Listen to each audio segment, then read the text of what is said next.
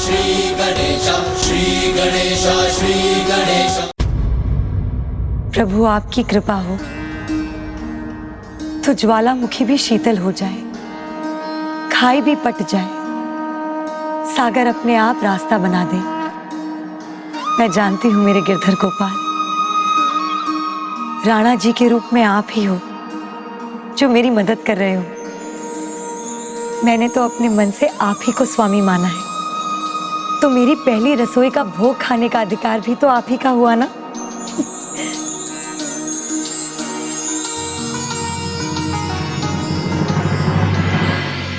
भाई साहब, भाभी साहब की पहली रसोई के भोजन पर पहला अधिकार तो आपका ही है। आइए, आसन ग्रहण कीजिए।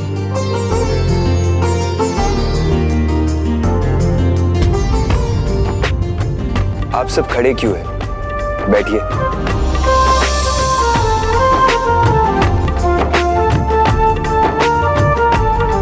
वाह, आनंद आ जाएगा आज भाभी सा की पहली रसोई के भोजन चखने का सौभाग्य पाकर।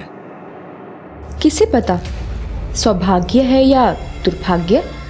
जो मांसाहारी भोजन के आदी है उनकी जिह्वा को तो आज बस घास फूस का ही स्वाद चखना होगा, भोजन की सुगंध।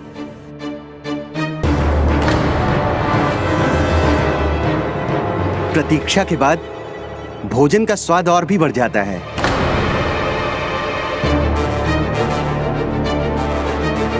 एक एक करके सारे पकवान चखाऊंगी आपको, फिर बताना कि मेरी पहली रसोई के पकवानों का स्वाद कैसा लगा आपको।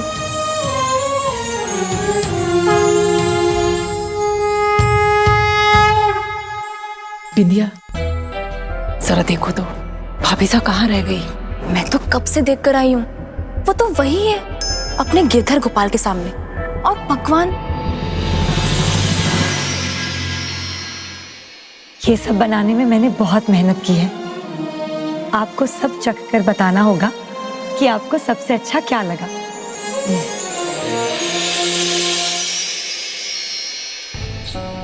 खम्मा घड़ी बहू रानी सा, माफ कीजिएगा, वहाँ सब भोजन के लिए प्रतीक्षा कर रहे हैं। पर अभी तक मेरे गिरधर गोपाल ने ये नहीं बताया कि उन्हें कौन सा पकवान सबसे ज्यादा स्वादिष्ट लगा। रानी साहब, प्रभु आपको कोई ना कोई संदेश अवश्य देंगे, परंतु आप अभी चलिए।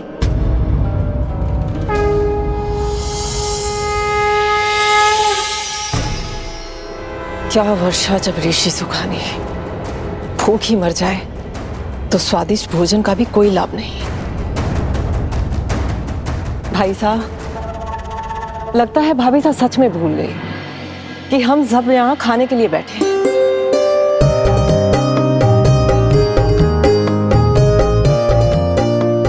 माफ करना, आप लोगों को इंतजार करना पड़ा। नहीं नहीं भाभी सा, इंतजार का फल तो मीठा ही होता है, और ये तो प्रसाद है। किंतु हमें नहीं लगता अब कोई अधिक प्रतीक्षा कर सकेगा देवमल साहब।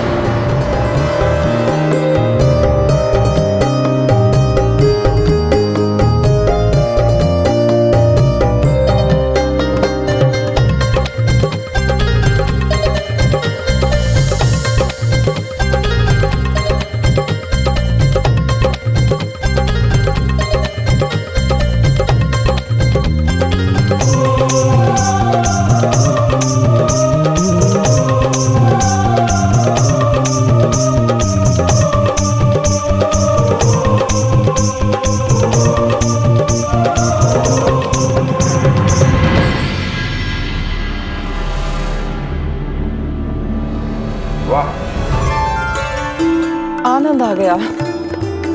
इतना स्वादिष्ट भोजन भाभी साहब, आपके हाथों में जरूर कोई जादू है। इसके स्वाद का श्रेय मुझे नहीं, मेरे प्रभु को जाता है। ये उनका प्रसाद जो है। लगता है भाभी साहब भाई साहब की राय जानने में लजा रही हैं। कोई बात नहीं भाभी साहब, हम पूछ लेते हैं। भाई साहब बताइए भाभी साहब को कौन सा पकवान सबसे अधिक स्वादिष्ट है? इतनी निष्ठा, इतने प्रेम से मीराबाई ने जो पकवान बनाए हैं उस प्रेम का स्वाद तो हर पकवान में दिखाई दे रहा है। मैं तो क्या, स्वयं गिरधर गोपाल भी आ जाए वो भी नहीं बता पाएंगे कि कौन सा पकवान अच्छा है। रानी साहब, प्रभु आपको कोई ना कोई संदेश अवश्य देंगे। ये बात आपने बिल्कुल सही बोली है भाई साहब।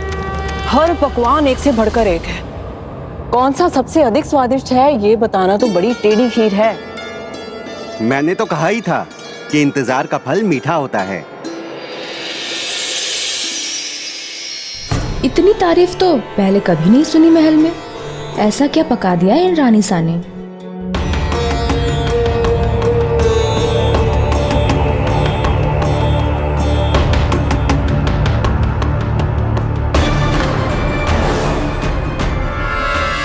अभी भोजन समाप्त कहाँ हुआ है? 2 पकवान तो अभी बचे हैं, दाल और चूरमा। दाल चूरमा? तो यहाँ है दाल बाटी। मैं अभी चख लेती हूँ। आइए आइए रानी साहब। मैं दाल ले लेती हूँ, तुम चूरमा ले लो। ठीक है।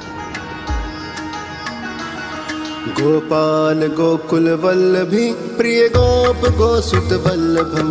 गोपाल गोकुल वल्लभी प्रिय गोप गोसुत वल्लभम। चरणारविंद महम भजे भजनीय सुर मुनि दुर्लभम। चरणारविंद महम भजे भजनीय सुर मुनि दुर्लभम। घनश्याम काम अनेक छवि लोकाभिराम मनोहरम। किंजलिक वसन किशोर मूर्ति मूल गुण करुणाकरम। सिर के की पछ विलोल कुंडल अरुण वन रूह लोचनम। गोपाल गोकुल वल्लभी प्रिय गोप गोसुत वल्लभम। गोपाल गोकुल वल्लभी प्रिय गोप गोसुत वल्लभम।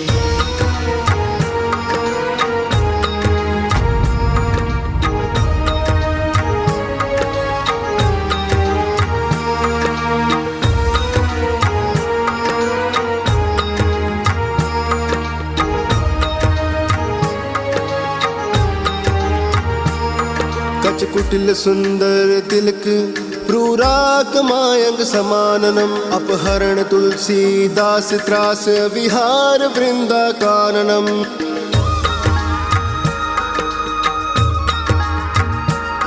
कच कुटिल सुंदर तिलक प्रूराक मायंग समाननम। अपहरण तुलसी दास त्रास विहार वृंदा काननम। गोपाल गोकुल वल्लभी प्रिय गोप गोसुत वल्लभम। गोपाल गोकुल वल्लभी प्रिय गोप गोसुत वल्लभम।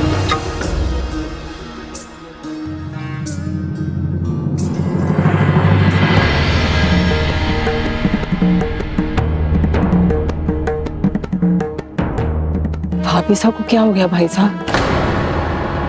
ऐसे क्यों चली गई? कुछ नहीं होता बहन, सब ठीक है। मीरा भक्त है, भक्ति में बह जाना उसके लिए स्वाभाविक है।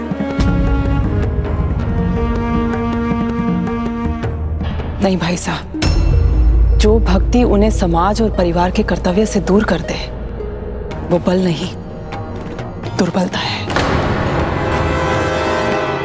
अपने मंत्रियों और सलाहकारों के मन के भाव पढ़ पा रहे हैं ना भाई साहब। ये अच्छी बात है कि आप मीरा बाई साहब का सहयोग करते हैं, किंतु भाई साहब ये सहयोग ऐसा भी नहीं होना चाहिए कि आपके अपने ही परिवार की आंख पर कालिख पोतते, ग्रहण लगा दें कि आपके अपने ही परिवार की आंख पर कालिख पोतते, ग्रहण लगा दें।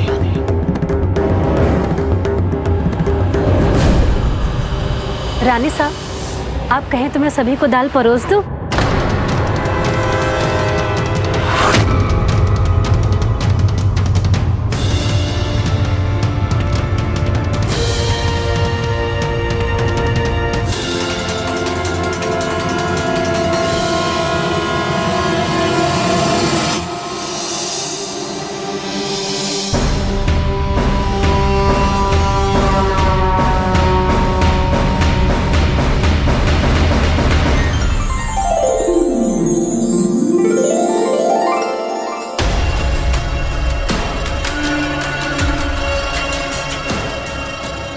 बिंदिया, लगता है तुम्हारे लिए कुछ बचने वाला नहीं।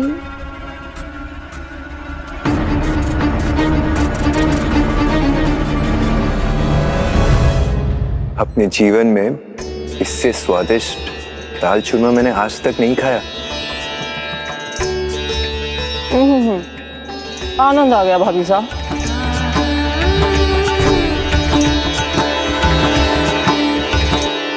सबने तो चक्कर देख लिया है, अब मैं भी तो देखूं कि ऐसा क्या स्वाद है रानी सा के भोजन में।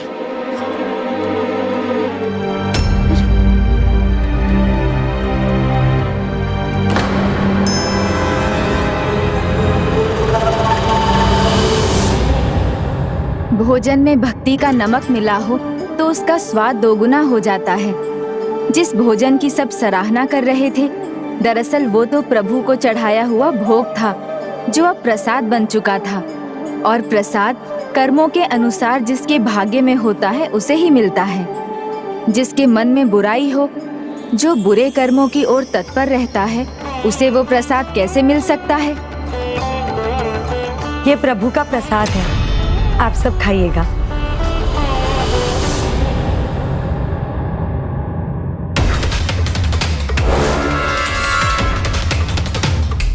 मैं तो खड़ी रह गई, मुझे किसी ने न भोजन दिया और न प्रसाद।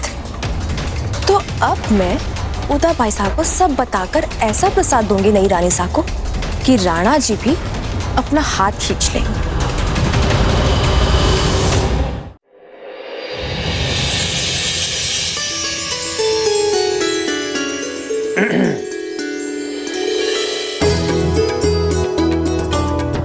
धन्यवाद, भोजन बहुत स्वादिष्ट था। आपका भी धन्यवाद मेरा इतना साथ देने के लिए। धन्यवाद कैसा, ये तो मेरा दायित्व है। बस मैं चाहता हूं एक दायित्व आप भी निभाए। जब भजन गाते हुए साधुओं की टोली निकली थी तो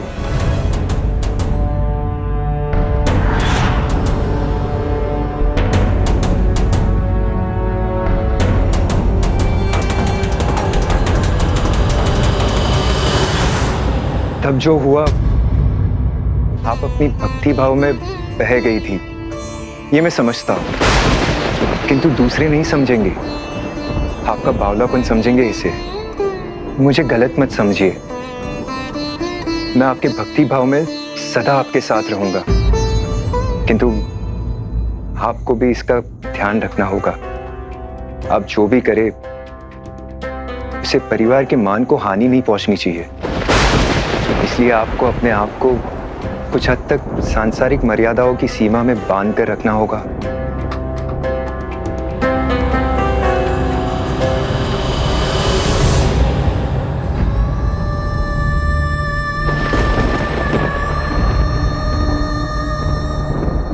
अब आप ही बताइए प्रभु,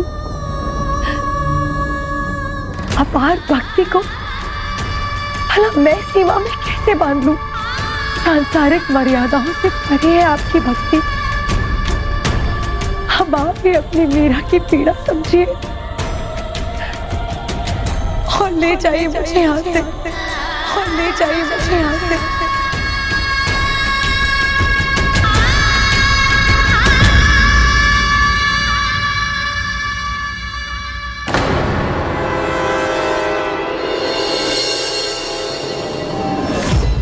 आज सच बताकर ही रहूंगी मैं उदाबाई सा को।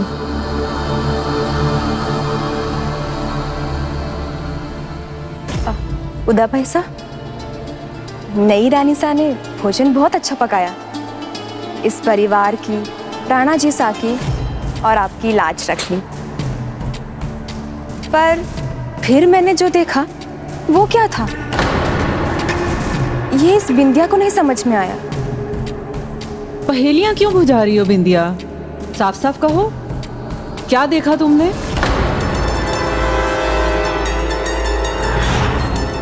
पीड़ा तो सिर्फ आपकी है प्रभु।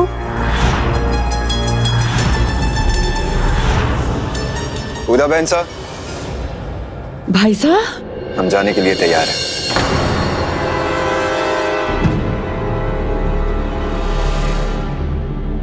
उदा बहन साहब, आप कुछ भूल तो नहीं रही? शुभ कार्य के लिए जा रहा हूँ, मेरा तिलक नहीं करेगी?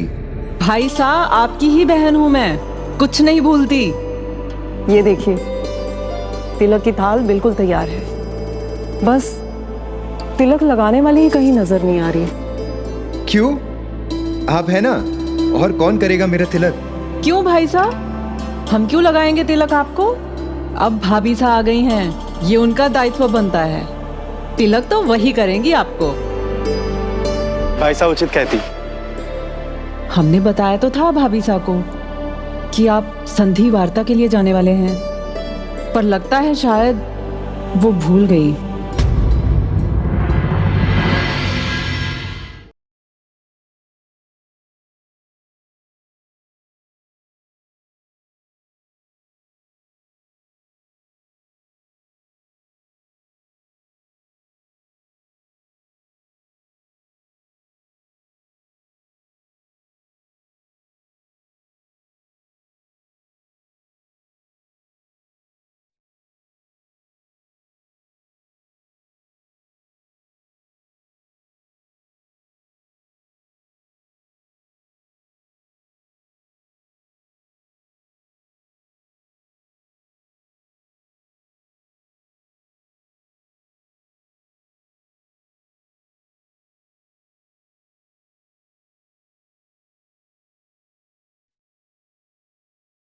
अब हम और देर नहीं कर सकते, देरी होने के कारण कहीं बनती बात ना बिगड़ जाए, मित्रता कहीं शत्रुता में ना बदल जाए।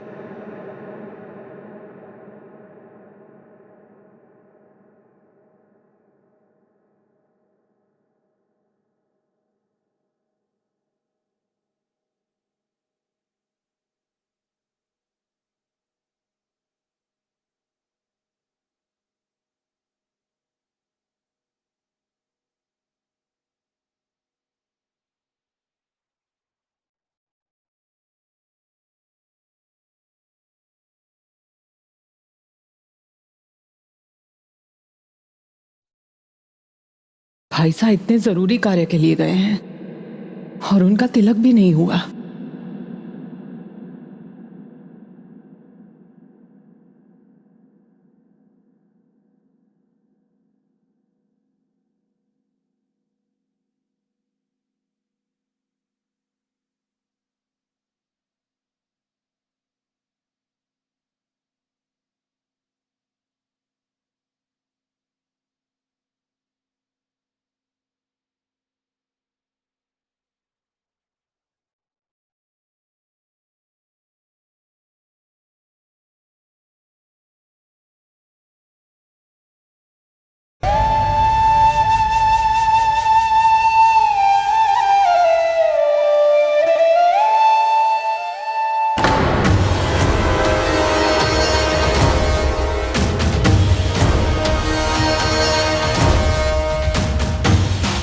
क्या बात है उदा भाई साहब, आप इतनी नाराज क्यों लग रही हैं?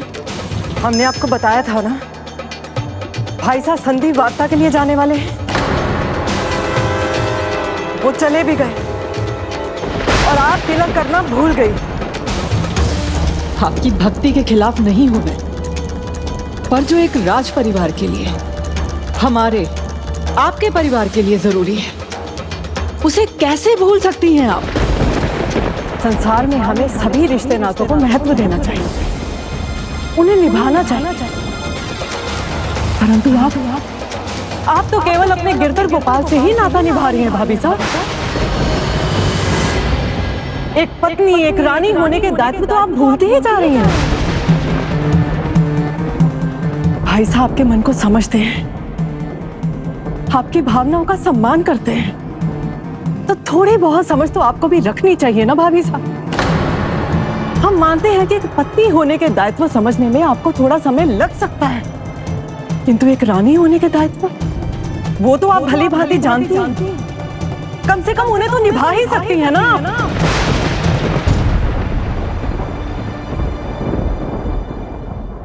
मैं प्रार्थना करूंगी अपने गिरधर गोपाल से कि राणा जी जिस कार्य से गए हैं उसमें वो सफलता पा सके। यदि उनकी रानी बनकर अपने हाथों से आप उनका तिलक करके भेजती तो मेरे भाई साहब और विश्वास से भरकर जाते। अब आशा करती हूँ कि आपके गिरधर गोपाल मेरे भाई साहब को सुरक्षित रखेंगे, क्योंकि अगर मेरे भाई साहब को कुछ भी हुआ ना भाभी साहब, मैं आपको कभी माफ नहीं कर सकूंगी। मैं आपको कभी माफ नहीं कर सकूंगी।